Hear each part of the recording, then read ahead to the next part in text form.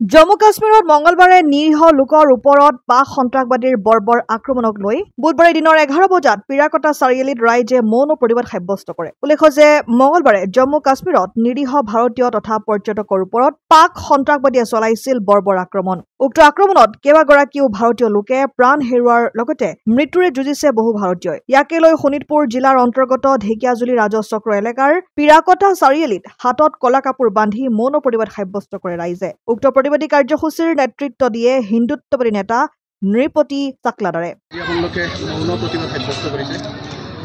ভাৰতবৰ্ষৰ যিটো জম্মু কাশ্মীৰ আমাৰ অভিন্ন অংগ, তাত যিটো কালি বৰ্বৰোচিতিত যি হত্যালীলা চলালে সন্ত্ৰাসবাদীয়ে, তাৰ প্ৰতিবাদকল্পে আমি আজি কলা বেজ পৰিধান কৰি মৌনতাৰে আমি প্ৰতিবাদ সাব্যস্ত কৰিছোঁ আৰু ভাৰত চৰকাৰ তথা ৰাষ্ট্ৰসংঘক আমি টানি অনুৰোধ জনাইছোঁ যে ইয়াৰ বিহিত ব্যৱস্থা তথা এই যিখিনি সন্ত্ৰাসবাদী তেওঁলোকক উচিত শাস্তিৰ ব্যৱস্থা কৰিব লাগে অনতিপলমে, আৰু নৰেন্দ্ৰ মোদী চৰকাৰে অনতিপলমে ইয়াৰ এক উচিত ব্যৱস্থা হাতত ল'বলৈ আমি টানি অনুৰোধ কৰিছোঁ।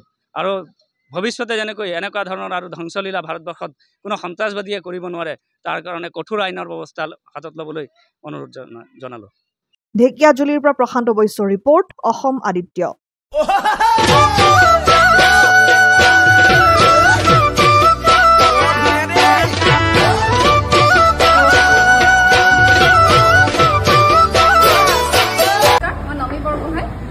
অসমবাসী ৰাইজক NKS ডিব্ৰুগড় তৰফৰ আগন্তুক ৰঙালী বিহু বিয়া হোৱাৰ শুভেচ্ছা জ্ঞাপন কৰিলোঁ।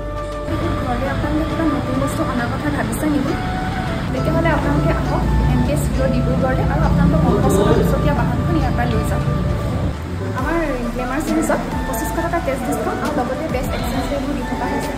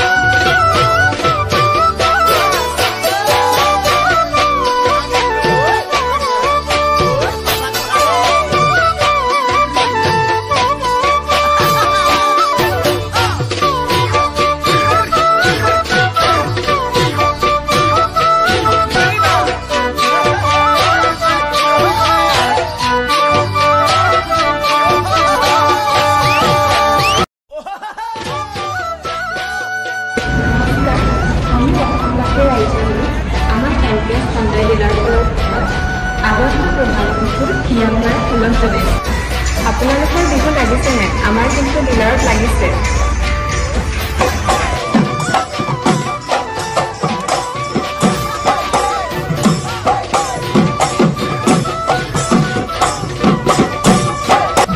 আৰু ডিছকাউণ্টসমূহ মই কৈ আছোঁ, মেনু 70,000 ডিছকাউণ্ট চলি আছে আৰু I-20 65,000 ডিছকাউণ্ট চলি আছে আৰু I-10 হাইয়েষ্ট ডিছকাউণ্ট চলি আছে up to 78,000।